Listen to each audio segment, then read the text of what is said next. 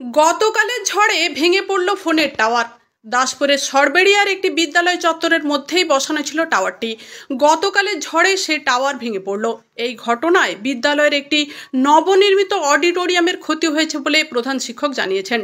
টাওয়ারটি উচ্চতায় 90 ফুট, তারই 60 ফুট অংশ ভেঙে পড়ে গিয়েছে ঝড়ে। এই ঘটনায় বেশ কিছু প্রশ্ন উঠেছে। প্রথমত, অনেক জনবহুল জায়গা রয়েছে যেখানে বহু উচ্চতার ফোন টাওয়ার বসানো রয়েছে। কোনো কারণে তা ভাঙলেই ঘর বাড়ি সহ মানুষের বড় ক্ষতি হতে পারে যে কোনো মুহূর্তে। এই জনবহুল এলাকায় বিপজ্জনকভাবে টাওয়ার বসানোর অনুমোদন কি দেওয়া যায়, নাকি বকলমে নিয়ম বহির্ভূতভাবে বসানো হয়েছে টাওয়ারগুলি? এই টাওয়ারগুলির নিয়ম মাফিক সময়ে সময়ে স্বাস্থ্য পরীক্ষা কি আদৌ করা হয় সরকারিভাবে, নাকি বিপদ ঘটলে তার ক্ষতিপূরণ দিয়েই দায় সেরে দেবে প্রশাসন? তবে বিভিন্ন জায়গায় এই ফোন টাওয়ার বসানোর কারবারে নানান অনিয়ম রয়েছে বলে সূত্রের খবর।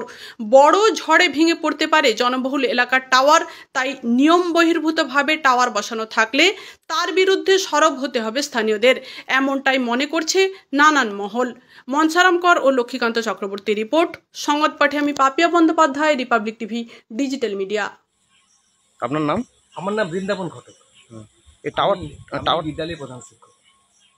এই টাওয়ারটা কখন ভেঙেছিল এবং খবর পেলেন? আমরা তো কালকে রাত্রে খবর পেয়েছি যে এখানে ঝড়ে বিএসএনএল এর টাওয়ারটা ভেঙে গেছে, ভেঙে গিয়ে আমাদের যে নির্মীয়মান অডিটোরিয়াম তার উপরে পড়েছে।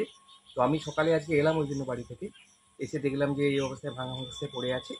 তো আমরা বিএসএনএল দপ্তরকে খবর দিয়েছি, ওনারা এখনও আসেননি, নিশ্চয়ই আসবেন এবং এটাকে ঠিকঠাক করবেন। আচ্ছা, এই বিএসএনএল টাওয়ারে দেখাশোনা কারা করতেন? বিএসএনএল কর্তৃপক্ষ জানে, সেটা বিএসএনএলই দেখাশোনা করে। এটা তো আমাদের স্কুলের বিষয় কিছু নয়, এটা সরকারি সংস্থা যেহেতু পরিচালনা করে। তো আগে একটি লোকাল লোক এখানে দেখভাল করতো বলে জানতাম, কিন্তু বেশ কিছুদিন হলো দেখলাম এখানে কেউ থাকেন না। তো ওনারা ওনাদের অফিস থেকে যখন প্রয়োজন মাফিক ওনারা স্টাফকে পাঠান।